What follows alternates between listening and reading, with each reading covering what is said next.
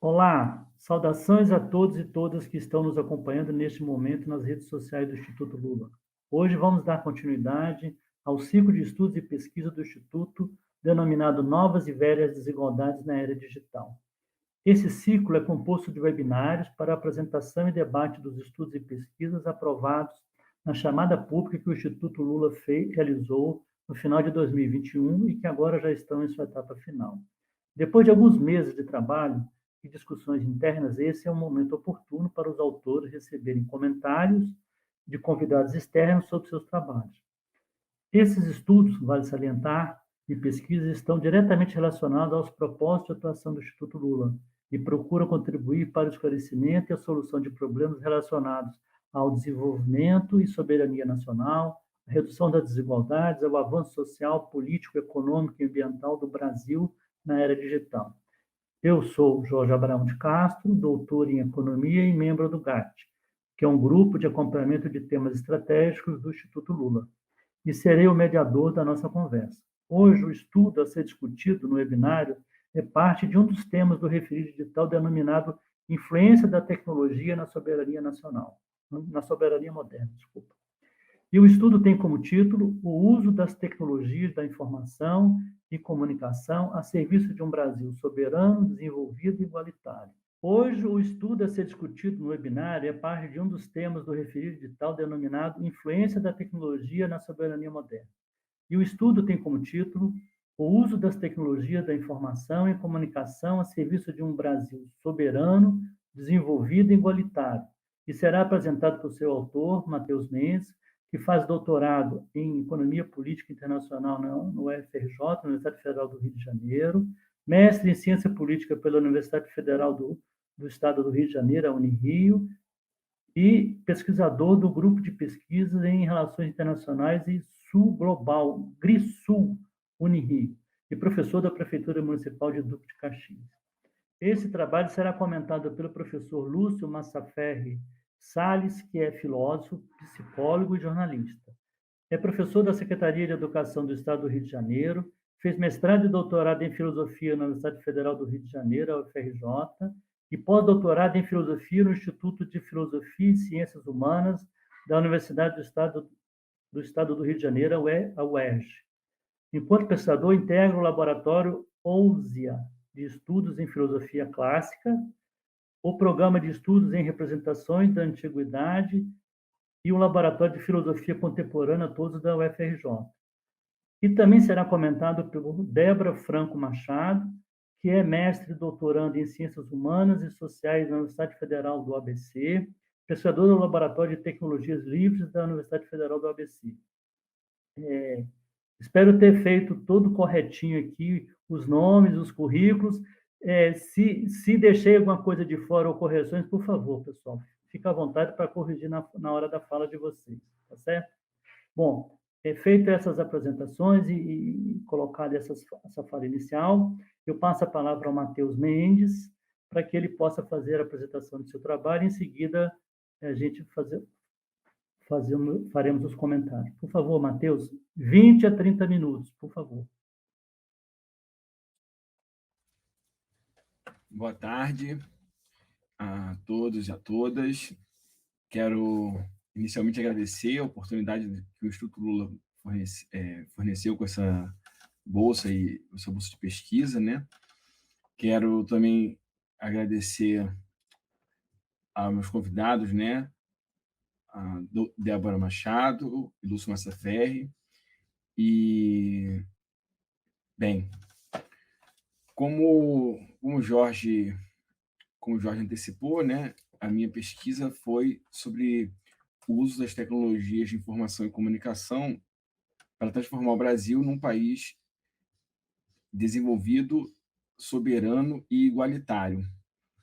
E para fazer a apresentação, eu fiz aqui uns slides, né? E, bem, eu vou seguir aqui. Ele está bem próximo do que... Ele está bem fiel, né? Ele está bem em cima do que foi o artigo que foi produzido. Então é isso, né? Esse é o título do trabalho. O tema foi foi pesquisação, temas de fronteira, né, e faz parte do ciclo de estudo de pesquisa do Instituto Lula, Novas e Velhas Desigualdades na Era Digital. A primeira consideração a ser feita é em relação à soberania. E no trabalho eu até friso assim, que a soberania ela é um conceito polissêmico, né? Fala-se muito em soberania alimentar, energética e vários outros tipos de soberania, né? Aí sempre associados a alguns adjetivos, mas a ideia de soberania em si, né, ela está ligada a poder, né? Tanto ao polo imanente do poder quanto ao território, né? Ao reflexo espacial, a representação espacial desse poder. Nesse sentido, a soberania, eu queria falar dos aspectos históricos e das dimensões da soberania. Quais são os aspectos históricos? O que acontece? Uma das características da contemporaneidade é que o povo passa a ser o titular da soberania.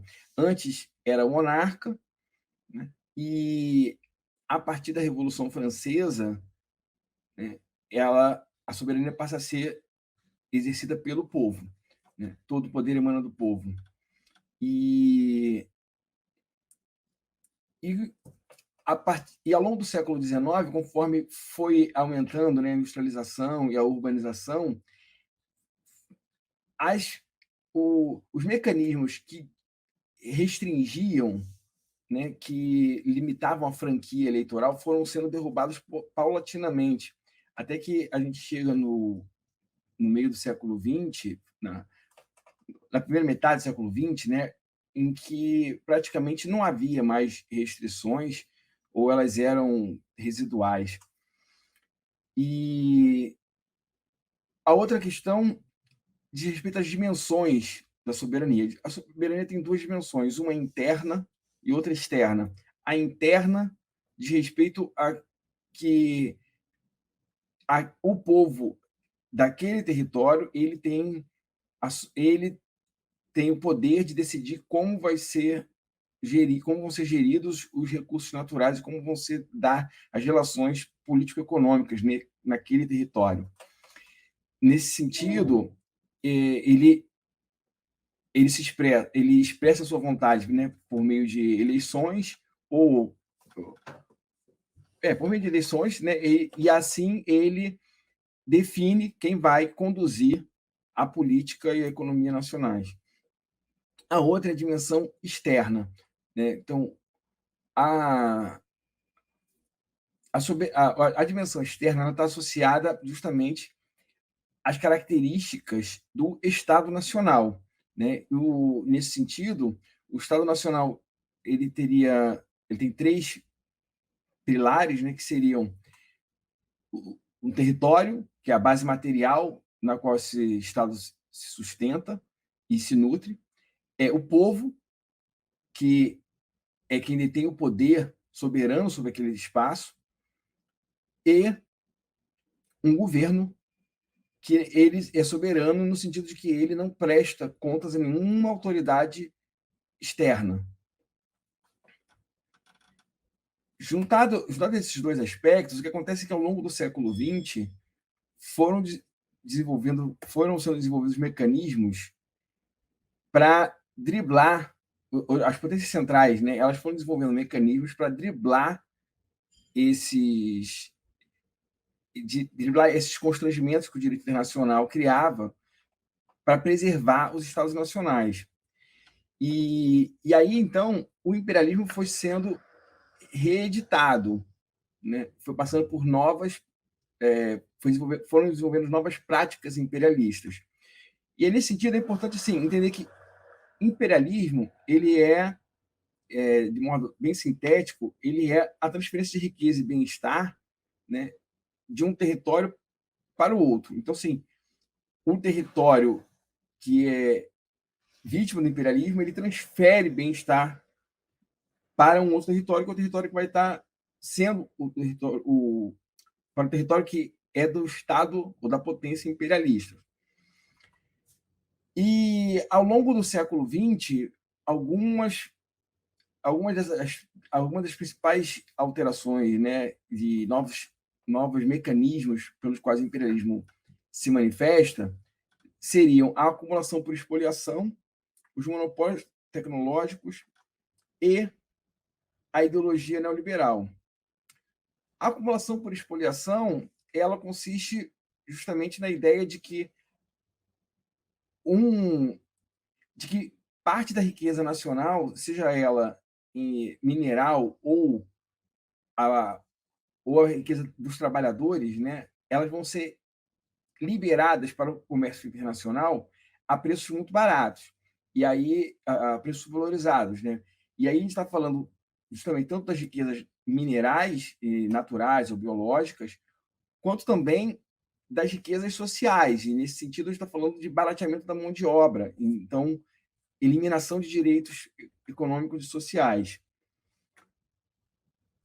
Monopólios tecnológicos, que seriam o fato de que as potências centrais, uma vez que houve industrialização de parte da periferia, ter a indústria não era mais o único elemento que justificaria, que garantiria a condição beneficiada, a condição privilegiada na divisão internacional do trabalho. Então, criou-se alguns monopólios. Como assim? As tecnologias, as indústrias vão usando tecnologias que elas estão sempre defasadas em relação à que é usada pelas indústrias que estão nos países centrais.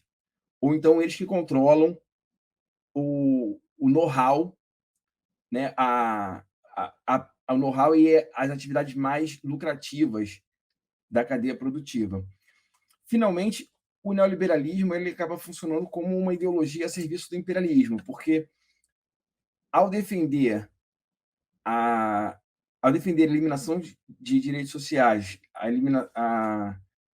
eliminação de serviços públicos e facilitar as privatizações, torna aquele território, né, o território daquele país, principalmente na periferia, um alvo potencial para facilitar a acumulação das potências imperialistas.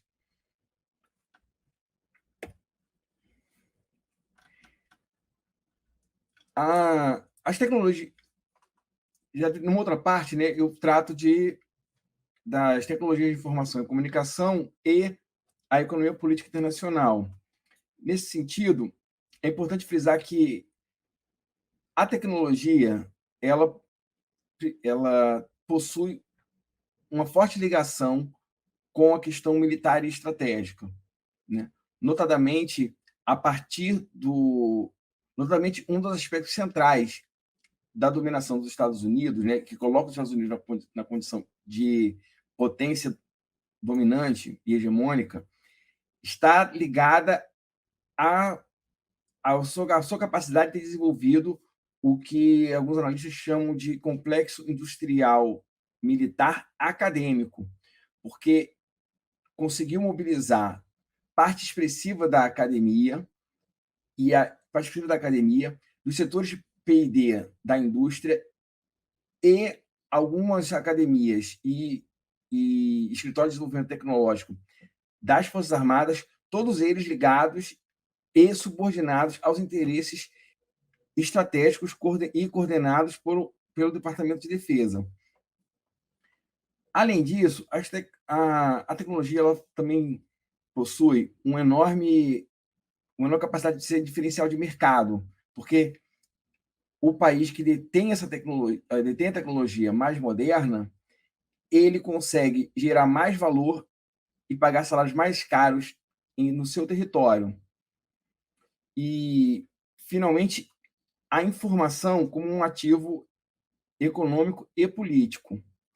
Econômico porque, desde a terceira Revolução Industrial, a partir dos anos 70, mais ou menos, a informação ela passa a ser um ativo muito importante na produção, porque toda a produção vai ser precisar muito de informação. E a forma como se criou uma infraestrutura que viabilizasse a circulação da informação possibilitou a transferência de plantas e maior velocidade de circulação e acumulação, sempre levando em conta que quem ia ter esse poder era justamente quem tinha a capacidade de fazer essa informação circular e chegar mais longe. E, do ponto de vista político, a informação ela tem uma função de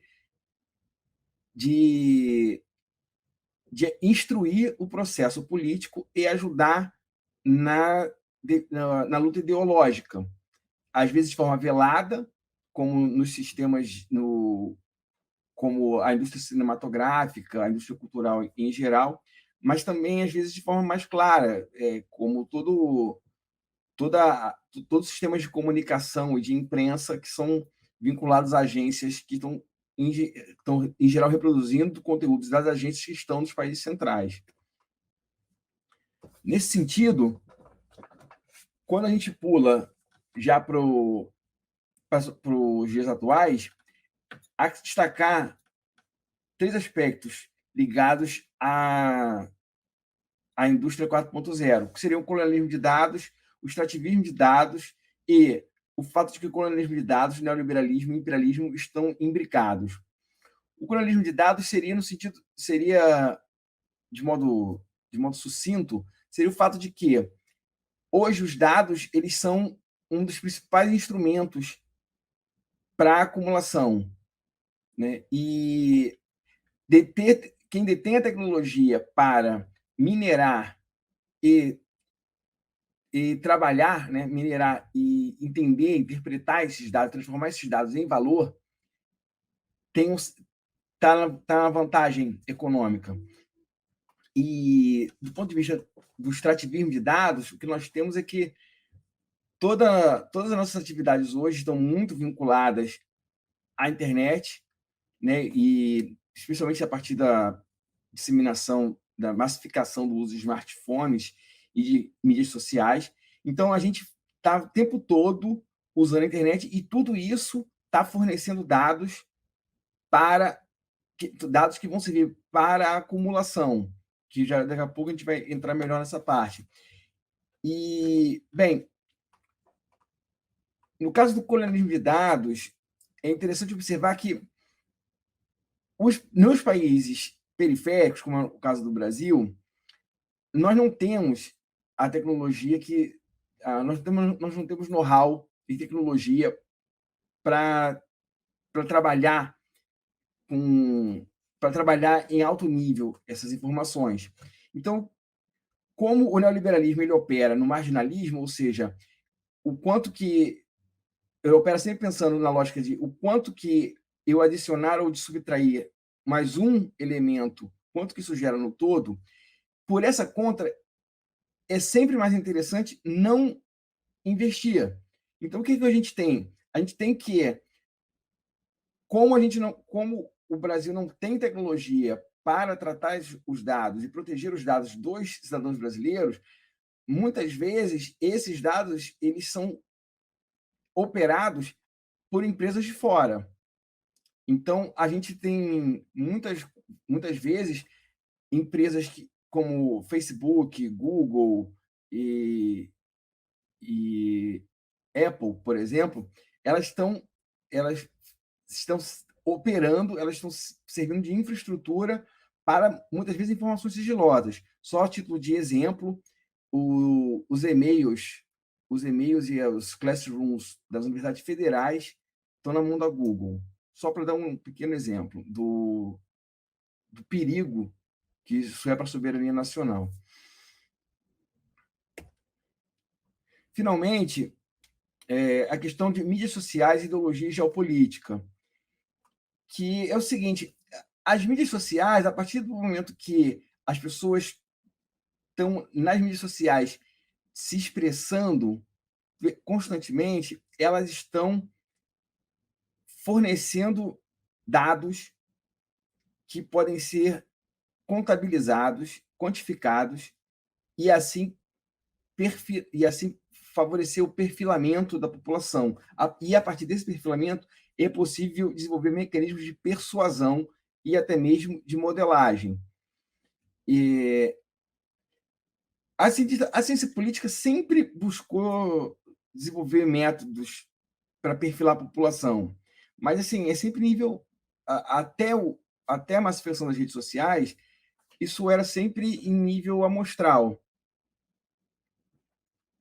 E precisava e dependia da pessoa estar disposta a responder os questionários. A partir do uso massivo, da massificação das redes sociais, é possível perfilar, tendo determinadas tecnologias, é possível perfilar a população praticamente em nível censitário, porque quase todo mundo tem rede social hoje em dia, e numa velocidade impressionante, quase que instantaneamente, né? E conhecendo a população, ou seja, estabelecendo o perfil dessa população, é mais fácil criar estratégias persuasivas. Em geral, essas estratégias persuasivas, elas são anunciadas como práticas de mercado, para vender mais, mas não há nada que diga que isso não pode ser usado para a política. Muito pelo contrário. O que a gente tem são exemplos de como que esses mecanismos de perfilamento, de persuasão, né, de psicometria, permitiram que a Cambridge Analytica, por exemplo, desenvolvesse métodos de microtarget comportamental que conseguem fazer com que as pessoas recebam propaganda político-ideológica quase que de forma individualizada, né, ou para grupos muito pequenos, e o que torna essa propaganda muito mais eficiente. E esse tipo de instrumento favorece a disputa ideológica justamente para quem detém esse know-how. E quem detém esse know-how hoje são os grupos de direita, né, e defensores da ideologia neoliberal. E aí vale voltar, né, que no caso brasileiro e no caso da periferia de um modo geral, quando se fala em neoliberalismo, a gente está falando de um modelo político-econômico que gera miséria para a população, vulnerabiliza a população e está sempre associado a governos entreguistas, governos que atentam contra a soberania nacional, sendo que, para se obter isso, não foi necessário invasão das nossas fronteiras, né? As nossas fronteiras ficaram intactas, mas o país hoje ele é submisso. É isso que se assiste desde que o governo Michel Temer assume depois do golpe. Mas o mais interessante é como que esses métodos foram eficientes para fazer com que a população levasse ao poder um governo que é mais neoliberal, ou seja, ele prejudicou ainda mais a população, e mais entreguista ainda.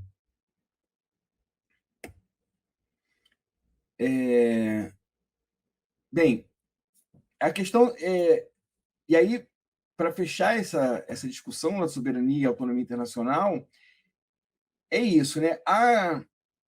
Esses grupos associados a políticos de direita e às vezes até de extrema direita, né, eles saíram na vantagem, eles conseguiram desenvolver know-how para trabalhar para usar as mídias sociais e as tecnologias de informação e comunicação em geral, né, para convencer a população a ir às ruas ou votar em propostas que atendam contra os interesses de classe da classe trabalhadora.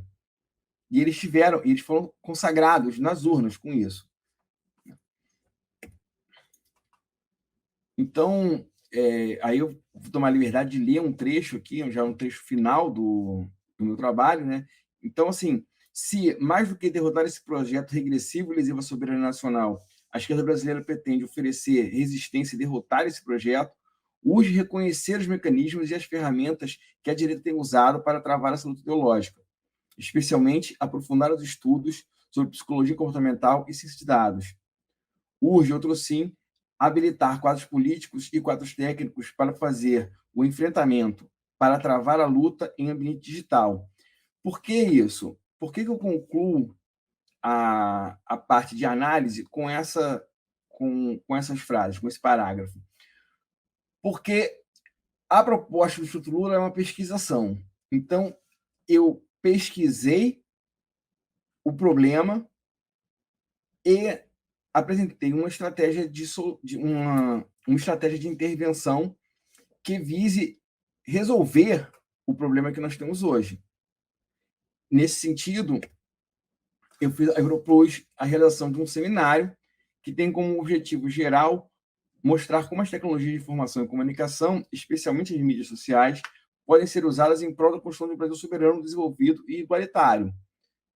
Porque se elas foram usadas, no meu entendimento, né, se elas foram usadas para o contrário disso que eu estou propondo, elas podem ser usadas pelo que eu estou defendendo. Eu defendo que é possível, se os nossos quadros, se quadros, né, da esquerda, sejam eles nos partidos, nos sindicatos, nos movimentos sociais em geral, se esses quadros entenderem a gravidade do problema e conseguirem perceber quais são os conhecimentos que têm que ser trabalhados, é possível a gente usar essas mesmas ferramentas em prol de um Brasil que inclua a todos e que não seja um pária internacional. Nesse sentido, os objetivos específicos dos seminários seriam mostrar às lideranças de partidos de esquerda, movimentos sociais e sindicatos a importância que a digital possui para a luta de classe e para a geopolítica.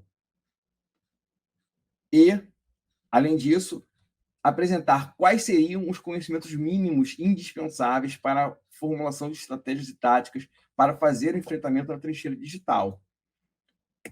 Finalmente, o seminário em si, ele deveria, né, na minha proposta, ele deveria incluir, no mínimo, essas mesas e temas, quais sejam soberania popular, colonialismo e imperialismo, tecnologia da informação, comunicação e geopolítica, psicologia comportamental, ideologia e ação política, ciência de dados, perfilamento e modulação, mídias sociais e comunicação, e, finalmente, mídias sociais, soberania e geopolítica. Com isso, eu encerro minha apresentação.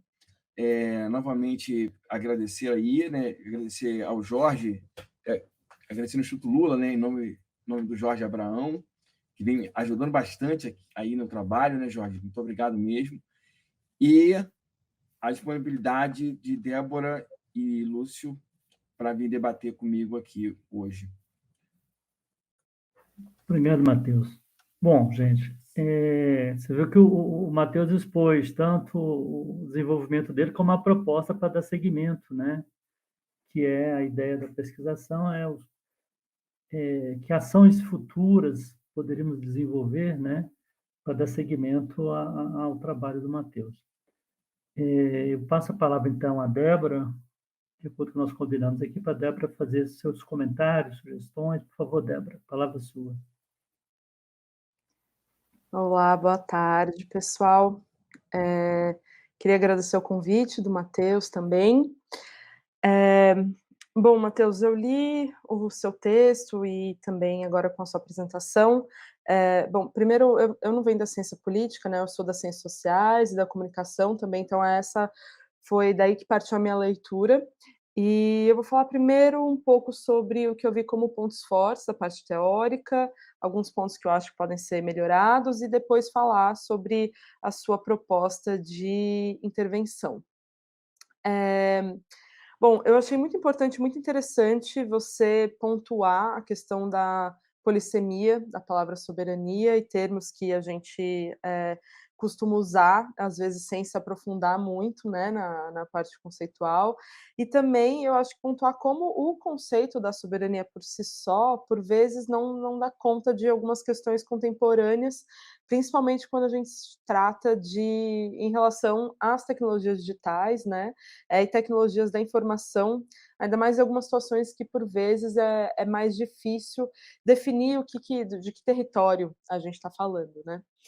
Eh, eu também achei interessante que você mostra como o capitalismo apresenta um colonialismo diferente, com aspectos diferentes, né, em cada fase, abrindo aí também essa discussão tão importante sobre o colonialismo de dados. Eh, acho que a introdução do seu texto também foi muito boa, principalmente para mostrar que a tecnologia em si, né, ela sozinha não produz todos esses problemas que a gente está discutindo, mas ela molda um cenário que já é apresentado pelo neoliberalismo, principalmente. Eu acho que você faz um ótimo resumo sobre o início da internet, as intersecções com o setor militar, principalmente nos Estados Unidos. Eu também acho, que foi importante você linkar, a questão do colonialismo de dados com a ideologia, trazendo os apontamentos do Morozov.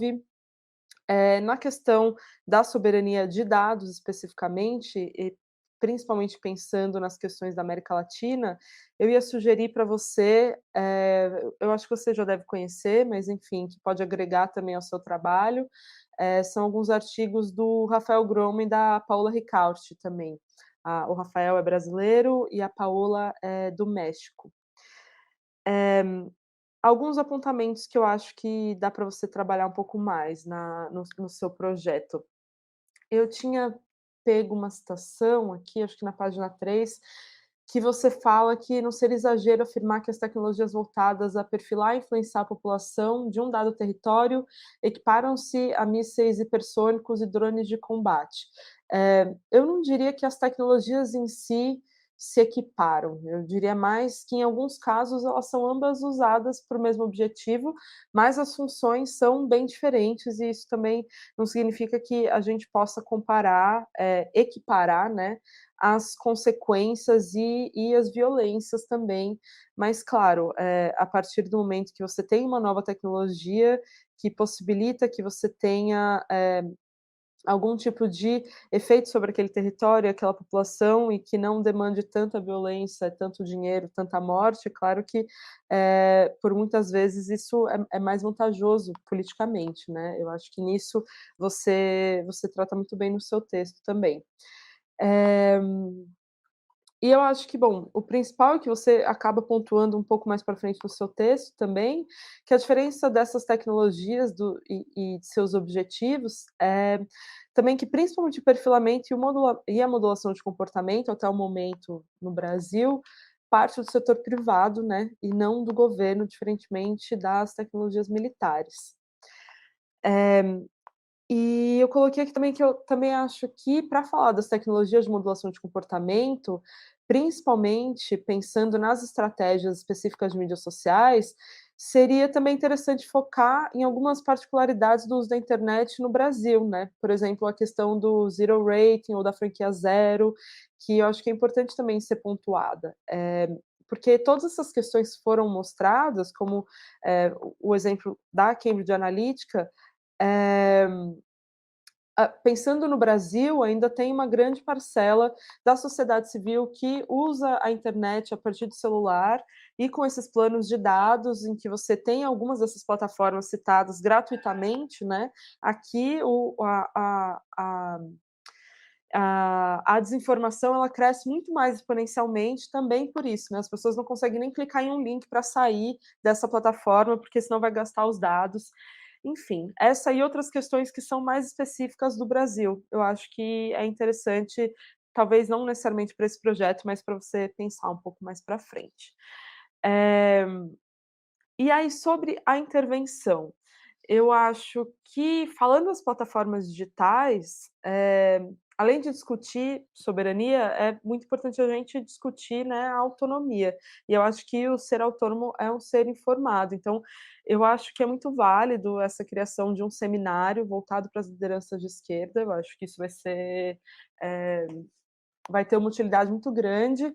E eu acho que pensar não somente em mobilizar a esquerda pensando em estratégia para as eleições, né, mas mobilizar também, a militância e os políticos para pensar na soberania digital e na questão dos dados, também em seus projetos políticos, né, em suas pautas, porque às vezes a gente trata muito desse assunto quando está perto das eleições, e depois esquece, né, e não pensa que se isso não for trabalhado sempre como uma questão política muito importante e não para ser deixada de lado, esses problemas vão voltar daqui 4 anos, né.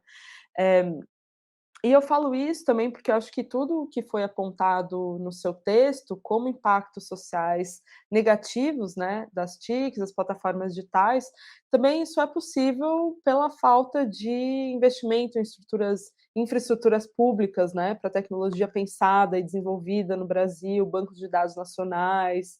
Acho que a gente tem um conhecimento sendo criado nas universidades públicas muito valioso, que acaba sendo absorvido só pelo setor privado, é desperdiçado. Então acho que isso é algo para a gente pensar também. Acho que isso nesse seminário pode ser abordado, pensando não só em eleições. Principalmente porque eu acho que o Brasil ele tem um histórico de políticas públicas muito interessantes, pensados no comum, né, pensados também em estratégias digitais, né, teve a força do movimento software livre, o Marco Civil da Internet, então acho que o que não falta aqui é potência de transformação, né, acho que o desafio é realmente pensar em como essas tecnologias elas podem ser trabalhadas a serviço, né, de um Brasil soberano, desenvolvido e igualitário. Eu acho que isso seria uma conversa bem interessante para a gente ter, nesse seminário que você propôs. Eu acho que é isso, os apontamentos que eu tinha selecionado aqui para falar, mas depois a gente pode conversar mais também. Parabéns pelo trabalho. Obrigado, Débora. Matheus, pode. Débora, obrigado aí pelos elogios e pelas pontuações. Então, não, eu não conheço esses dois autores que você citou, Rafael e Paola, né? Depois, inclusive, pode me mandar que eu vou Mando, me, mando sim. me informar. Bem, com relação.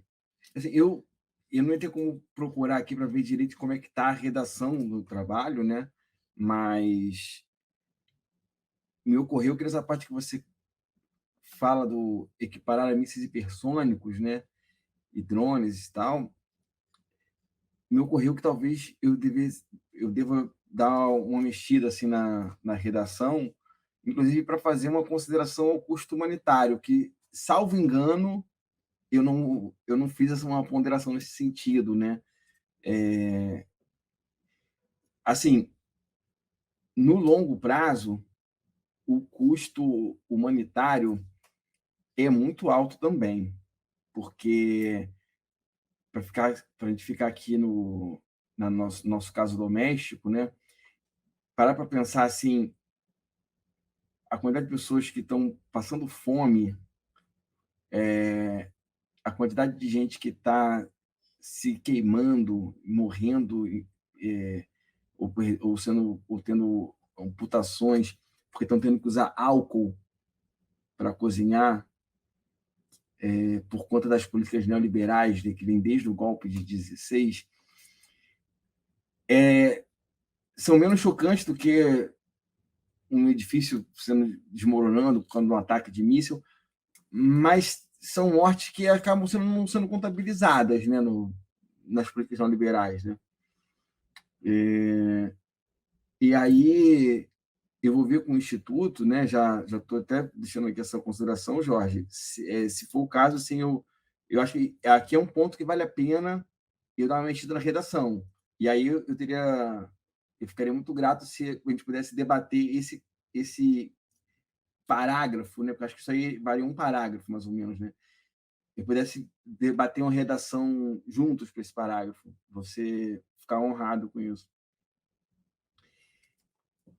Cara, esse lance do pacote de dados é realmente impressionante, cara. A gente fica à mercê mesmo, né? E aí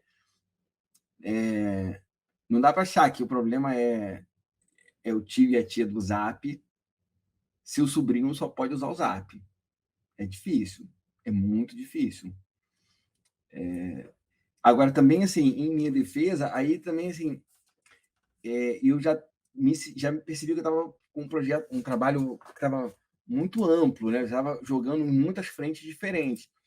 Eu não desconheço esse problema, né?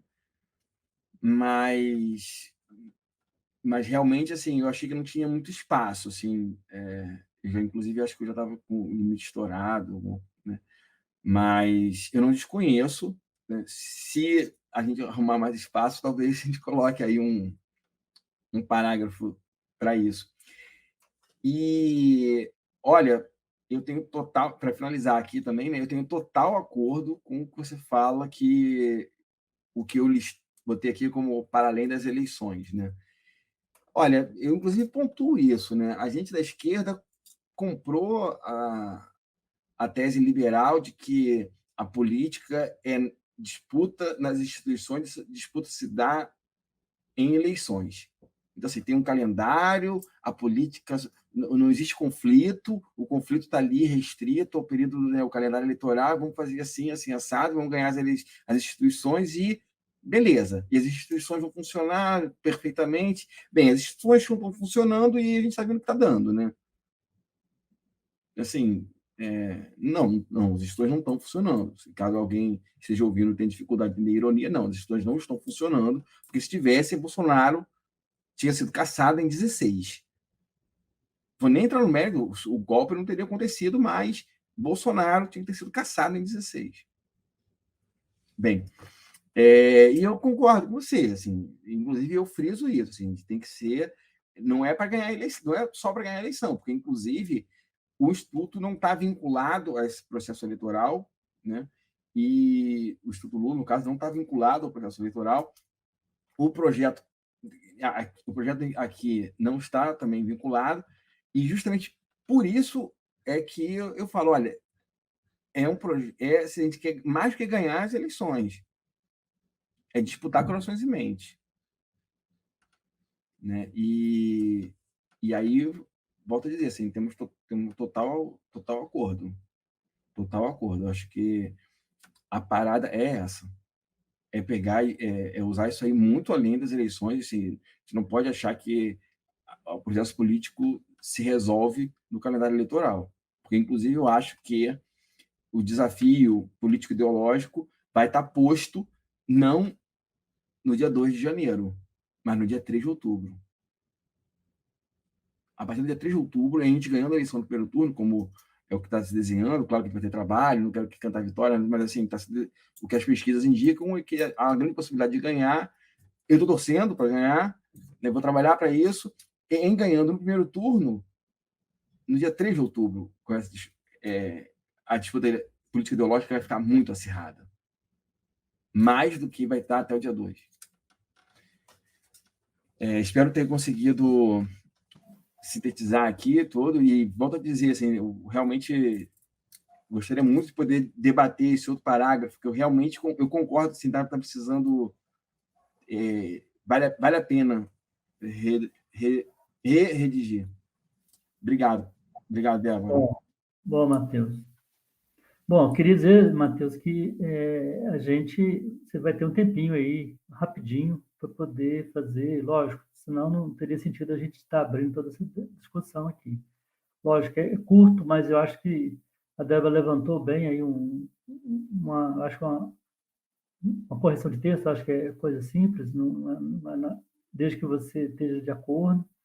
Eu acho que a Débora levantou e você reafirmou, né?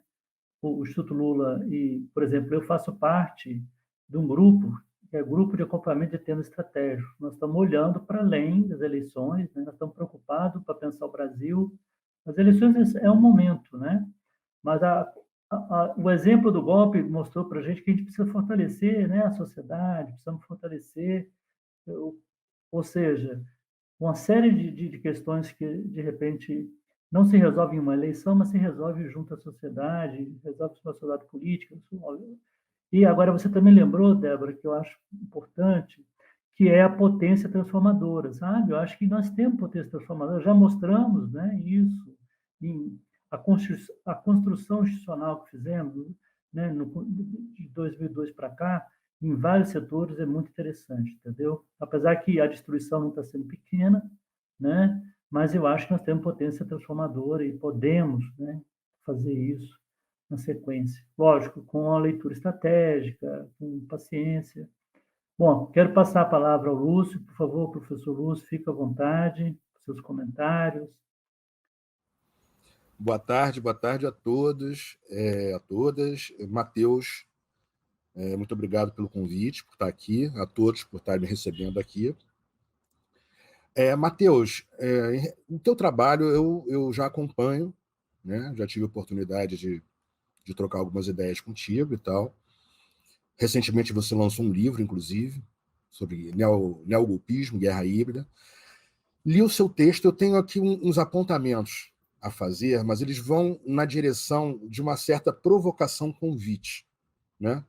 Ou seja, provocação no sentido do que você ofereceu, né, no teu texto, como proposta e como evento a ser realizado, né, uma integração de pessoas, por exemplo, seminário, né, seminários, aliás, com caráter interdisciplinar. Eu acho esse um ponto muitíssimo importante a ser destacado, tal a gravidade, no meu ponto de vista, mas eu creio que muita gente compartilha disso, da situação que nos encontramos diante do que você nos apresentou com essa tua pesquisação, né, que você está chamando de pesquisação. O que eu vou apontar e fazer a provocação está na parte do teu texto que você nomeou como mídias sociais, disputa político-ideológica, economia política internacional. O porquê de estar ali. Porque eu identifiquei, nesse ponto, justamente uma possibilidade de provocar você a ir ainda mais além, e eu tenho quase certeza que você vai fazer isso, né, podendo trazer contigo essa discussão que será necessária a médio e longo prazo para a gente poder alcançar, né, para a gente olhar essa meta de uma soberania, né, nesse campo das tecnologias de informação e comunicação, que eu ainda vou acrescentar aqui das psicologias de massa, ligadas, né, também, eu estou falando no plural de propósito, ligadas à comunicação, que no momento eu vejo como indissociáveis, né? Eu estou me referindo aqui no caso, um autor que você destaca, que eu acho fundamental que haja um aprofundamento nele, nas ideias dele, não exatamente para consultarmos ou para simplesmente vermos o que ele propôs, o que ele inovou, o que ele pensou, mas para além disso, porque esse autor, o que ele desenvolveu no campo, né, da comunicação, da psicologia de massa, os dois juntos, veio se desdobrando ao longo das décadas até recentemente e gerou o que eu chamo de escolas de propaganda e de psicologia, que inclusive a área militar de defesa estadunidense usa assim abertamente, né? Exemplo, quando você aponta, por exemplo, as investigações psicométricas, né, que é uma vertente da estatística, psicometria, né, que ela vai cuidar de tentar compreender os fenômenos psicológicos, digamos assim, né? Isso foi usado pela Cambridge Analytica, que era uma mera filial, diga-se de passagem, da Strategic Communication Laboratories Group, a SCL, bem mais antiga, se eu não me engano, 91, 92. Olha que estamos falando aí de 91, 92, são quase 30 anos. Aparentemente, ela se dissolveu. Se lançarmos na internet, não vamos achar mais o site oficial que ela tinha, ainda há vestígios, né? O que tem essa provocação? O que eu acho que você pode fazer isso, né? E tá no teu trabalho, né? Para a gente poder alcançar essa soberania, para a gente poder pensar numa defesa não só da nação, do país, mas das pessoas individualmente e coletivamente. Porque hoje, gente, Matheus e colegas presentes aqui, quem estiver nos assistindo. Nós estamos assistindo aqui no Brasil e em outros locais do mundo também, de uma maneira parecida, um fenômeno psicossocial de gravidade alta, né? A sociedade ela está adoecida, né? Estamos tentando dar conta dentro do olho do furacão. Literalmente, a imagem que eu faço é essa. Estamos no olho do furacão, tentando compreender algo dentro do fenômeno. Olha que coisa complicada. Sem o afastamento necessário que o tempo faz com que nós consigamos desenvolver os estudos, as pesquisas, e a gente vai criando todo um cabedal, né, para poder agir baseado no pensar. O Eduardo Bernays, ou Bernard, né, como alguns falam com a pronúncia, ele é uma figura fundamental porque ele está presente, as ideias que ele desenvolveu, ele está presente em quase tudo que a gente viu, por exemplo, de estrago causado por essas agências como Cambridge Analytica, como SCL. Né? É um sujeito que, sobrinho de Sigmund Freud, né, como você destaca no teu texto, e do Jacob Bernays, que era um filólogo alemão que influenciou fortemente não só o Freud, como Nietzsche e outros. Ele era um especialista em catarse. É esse ponto que eu estou querendo destacar muito nessa provocação. Catarse baseado nas linguagens. É o que nós vemos, claro, a gente fazendo uma genealogia na linha do tempo. Hoje em dia, com esse adoecimento, né, nós vivemos a era do smartphone, nós vivemos a era do panótico, todos com essa percepção, com essa sensação que estamos conectados o tempo todo, uma avalanche de informação, ou seja, uma overdose de linguagens, no plural, imagens, discursos, escritas, vídeos, memes, e que durante anos foram realizados trabalhos, né, que facilitaram muito, né? Você toca nesse ponto, inclusive citando essa modalidade de tomada de poder, que é a guerra híbrida, é como se fosse, eu faço analogia com amolecer um dente, né? Você tomar o poder de uma maneira mais fácil do que, por exemplo, uma invasão, né, que pode gerar perdas e custos altos, e mais ainda, a reprovação de outras nações. É possível, nós estamos agora assistindo, longe daqui, algo bastante parecido acontecer. O Bernays é uma figura que nós devemos investigar e trazer para essa discussão interdisciplinar para entender hoje os seus herdeiros intelectuais e culturais e que já desenvolveram coisas novas. Por quê? Porque ele, no âmbito da estratégia militar da Primeira Guerra, trabalhou, como você aponta, com Woodrow Wilson, na área de propaganda.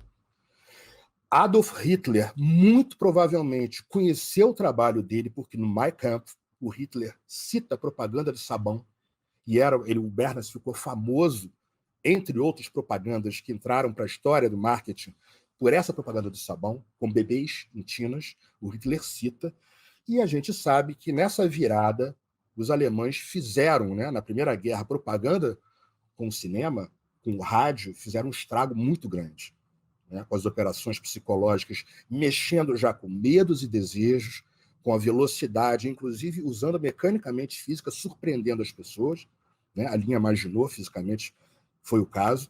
O Bernays vai entrar na etapa seguinte da Guerra Fria com o golpe da Guatemala, que é um protótipo de guerra híbrida, né? Não sou eu que estou inventando isso, isso é falado por Gessé de Souza, você é falado por o Piero Leiner, outros autores, Andreu Coríbico. É um protótipo por quê? Porque ele cria um gabinete de desinformação usando linguagens e mídia, e a TV a cores coincidentemente, naquele ano que vai, o Bernays avança no tempo, né, o desenvolvimento da internet, a ARPANET, aquilo tudo, até um momento que eu senti falta, mas veja só, não é que no teu texto falte, o teu texto já está repleto de informações e de coisas que devem ser aproveitadas, disseminadas e até desenvolvidas ainda. Você cita a campanha do Obama, se eu não me engano, 2008, né, como um momento, uma virada, coincidindo com a explosão dos smartphones, vamos dizer assim. Né? Foi mais ou menos, o smartphone é anterior, mas explode porque o WhatsApp, se eu não me engano, 2009, o Instagram um pouco depois, o Facebook já tinha, e o smartphone fica o acesso a isso tudo. Mas há um detalhe que eu friso novamente. devemos investigar mais essa genealogia de desenvolvimento da disseminação da linguagem para a tomada de poder, para abalar, né, digamos assim, psicologicamente as massas e manipulá-las, porque em 94, na campanha do Clinton, é usado um instrumento que eu posso dizer assim, que é de psicometria, que é um instrumento de neuropersonalidade de uma empresa chamada Tension, para a reeleição do Clinton. E ali, isso está documentado no Adam Curtis, no século The Century of the Self, o objetivo passa a ser não mais fazer uma campanha de eleição com propostas e tal, mas manipular os medos e desejos do eleitorado indeciso. Eu acho que essa virada é importante que a gente possa compreender e aprofundar isso para pensar as estratégias também, né, de fortalecimento nosso aqui no Brasil, uma soberania, né? Não estou falando só de esquerda, estou falando da população toda, né? A gente poder furar também as bolhas, transmitindo o problema enorme que nós não temos como recuar, né, no tempo, e as tecnologias elas não fizeram tão bem, então não se trata disso, é o hoje e o futuro. Eu acho que nós temos que desenvolver sim conhecimento maior, práticas, habilidades, investir em educação e cultura digital também. A colega Débora citou a questão do software livre, por exemplo, né, que são, vamos dizer, eu vou chamar de instrumentos, mas é bem mais, tá, gente? Mas eu vou chamar de instrumentos, digamos, de acesso à grande rede, software livre de código aberto, que, inclusive, governos anteriores do PT já tinham implementado em repartições públicas, instituições, provavelmente, acredito eu, já sabendo, né, do maior grau de força e de segurança que é você mexer com uma plataforma de acesso à internet que ela não está comprometida com empresas privadas que vão vender com propaganda, que é justamente um dos aspectos nucleares do teu trabalho. Mostrar como os recursos nossos, né, como as nossas riquezas despertam essa cobiça de tomada, né? Ou seja, de chegar aqui e fazer uma intervenção lateral, uma abordagem indireta, não interessa, com atores infiltrados, mas no fim das contas é para tomar nossas riquezas, né? E subjugar o nosso povo, deixá-lo prostrado, assustado, com medo, desvalorizado, porque no momento que a gente faz isso, as pessoas passam a poder pleitear, receber menos pelo trabalho delas, e aí eu creio, né, me permita dizer, que entra na questão do colonialismo que você aponta, né? O neogolpismo linkando com o colonialismo. Eu acho muito pertinente isso. Inclusive, uma dica junto, né, aqui. Não é grande coisa que ele faz, mas eu acho que ele tem textos importantes, que é um dos primeiros que eu conheço que fizeram isso. O Domênico Lossurdo, ele é um filósofo que em 2010, 2011, ele meio que, antes do Snowden fazer aquele vazamento, 2013, ele solta textos falando de um neocolonialismo da era digital, com guerras de internet. É muito interessante.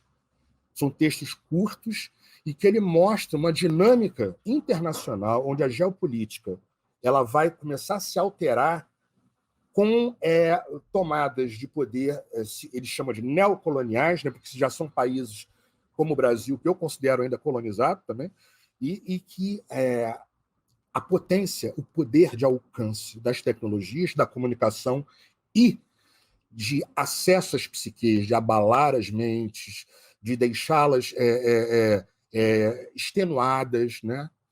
Isso aí vai proporcionar a nações poderosíssimas, eu estou falando aqui de imperialistas, Estados Unidos da América, é o detentor, até hoje, know-how nisso, é o detentor do maior número de cabeamento de rede que existe no mundo. Basta ver as marcas de hardware que existem, que a gente vai ver quem é que ainda... HP, Intel, AMD, Cisco. Então, a provocação que eu faço, né, para você, se quiser comentar, para você não parar, avançar nessa interdisciplinaridade, trazendo Não é psicologia comportamental, não. O Bernas era sobrinho de um neurologista, psicanalista, trazendo a área da psicologia para alinhá-la nessa discussão, nesse debate, com a ciência política, com a comunicação, o jornalismo, né? Para podermos pensar saídas alternativas, estratégias que nos tornem uma nação autônoma, né? Autárquica, soberana, né? Mais dona de si, não tão serva à invasão, à expropriação. Eu acho que talvez até já tenha me estendido demais aqui. Eu acho que a observação, a provocação que eu tinha para fazer era nesse ponto do teu texto, do teu trabalho. Mais uma vez, parabéns, tá? E agradeço pelo convite por estar aqui com você. Obrigado, Lúcio. Acho que o Lúcio coloca uma questão que eu acho super relevante, que é compreender algo dentro, né? Quer dizer, sem o distanciamento histórico, né? Quer dizer, é uma coisa complexa, né? E muito, quer dizer, tem que usar o passado também, porque não tem jeito. Acho que, mas é importante essa, quer dizer, nós todos estamos muito surpreendidos, né? Com tudo que aconteceu nesse curto espaço de tempo que temos de história, né? Esses últimos 10 anos, com toda essa utilização da tecnologia, e até nos leva a imaginar que quer dizer, a ciência e a tecnologia é contra a humanidade, né? Quer dizer, não é bem isso, né? Eu acho que o Lúcio levantou muito interessante. Nós já tivemos esse debate, viu, Lúcio? Em outros seminários, que chegamos a discussões assim ao nível de colocar em questão a ciência, a técnica, né? E perceber, né? E o debate foi fluindo para discutir o seguinte: mas não é a ciência técnica, é como está sendo utilizada a ciência técnica pelo sistema do capitalismo, entendeu? E aí você joga luzes melhores, né, sobre o que está acontecendo. Bom, Matheus, o Lúcio colocou uma provocação. Você quer fazer alguma reação? Quer fazer um comentário? Não, fazer um breve comentário aqui, que na verdade, assim, primeiro agradecer, né, os comentários elogiosos do Lúcio. De fato, a gente já tem conversado, trocado algumas ideias já tem um tempo. Na minha dissertação, né, que agora virou livro, né, eu, na banca de qualificação ainda, o professor Igor Fuser, aí da UFABC, Débora, Igor Fuser, ele falou assim, né, ele mostrou que um dos pontos fortes da pesquisa era uma pesquisa quente. Eu estava analisando justamente, eu botei um teto 2018 para pesquisa, assim, só para dizer que tem algum distanciamento, né? E fui embora, né? De fato, assim, é mais complicado, né? Analisar o momento que a gente está vivendo. Eu não sei se antes não era, antes também devia ser, mas é que assim, hoje sim está uma urgência muito grande, né? Hoje cada minuto que a gente não reage são pessoas que começam a morrer de fome. O cálculo é esse, assim. Mas aí o que acontece? Eu pesquisei, eu vim estudando guerra híbrida já tem um tempo. Eu não falei de guerra híbrida nesse trabalho, mas tem a ver, né? Porque, na verdade, guerra híbrida ela é fundamentalmente uma guerra ideológica, né? Ela é um estratagema, um conjunto de estratagemas que tem como objetivo conquistar a anuência, né? Conquistar o consentimento do que antes era obtido por tiro, né? Por bombas de canhão, por aviões e tal. E aí, assim, eu venho pesquisando isso já tem um tempo, e a minha dissertação foi sobre guerra híbrida, e assim, a guerra híbrida, eu analisei a guerra híbrida de um modo geral, e ela tem dimensões, ela tem aspectos específicos que demandam muito, assim, que são são mananciais, assim, né? Para entrar e cair dentro, matando, pesquisando muito, tem muita coisa para entender, porque o pessoal está fazendo isso já tem um tempo, então eles estão com vantagem em relação a isso. E aí, um dos aspectos que eu percebia que eu precisava entrar era esse aspecto que essa intersecção entre geopolítica, comunicação e tecnologia de informação e comunicação. Psicologia, TICs e geopolítica. Eu percebia que isso era uma parte que eu tinha que entrar. E eu ficava adiando, assim, eu sabia que era uma parte que eu tinha que entrar. Mas é isso, eu ficava adiando até que o edital apareceu. Eu já estava em contato com o Lúcio, já conhecia o trabalho do Lúcio, e o fato de que o Lúcio ele faz um movimento contrário, né? Ele vem da análise de tecnologias de informação e conhecimento, né? de software livre e afins, somado à questão da psicologia, e vai chegar na guerra híbrida. Eu estou fazendo um movimento contrário. E a gente se encontrou nesses caminhos aqui da pesquisa, e foi fundamental. Eu até coloquei uma nota, né, na abertura do texto, né, porque realmente é um flanco que eu percebia que precisava ser trabalhado, né, e agora, assim, eu dei o pontapé inicial para minha própria pesquisa nessa parte, né? E eu espero poder contar com o Lúcio, com a Débora e com quem mais quiser vir aí, principalmente depois que esse vídeo for disponibilizado, né? Quem quiser também procurar a gente para conversar e aprofundar esses estudos é muito importante, muito interessante, mas sobretudo é urgente. É urgente e aí, para fechar, retomando a consideração da Débora, né, não se restringe à eleição. A gente não pode achar que a gente não pode se sabotar nesse nível novamente. Muito obrigado, gente. Foi muito bacana. Conseguimos fazer num tempo bem bom, entendeu? Acho que isso mostra que a gente foi eficiente aqui na nossa utilização do tempo.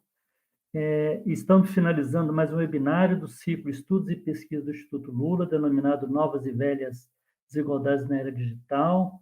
Quero agradecer imensamente ao professor Lúcio Salles e à Débora Machado pela ótima interlocução e contribuição à nossa discussão.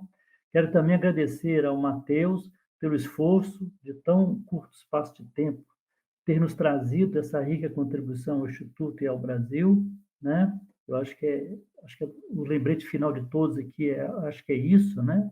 Não só o Instituto, mas para pensar o Brasil, para podermos mudar, para podermos ter um Brasil mais soberano, mais igualitário, né? E por fim quero agradecer a todos que estão nos acompanhando até agora e convidar para continuar nos assistindo e prestigiando nos próximos webinários do nosso ciclo de debates e estudos do Instituto Lula. Muito obrigado a todos e espero encontrá-los no nosso próximo webinário.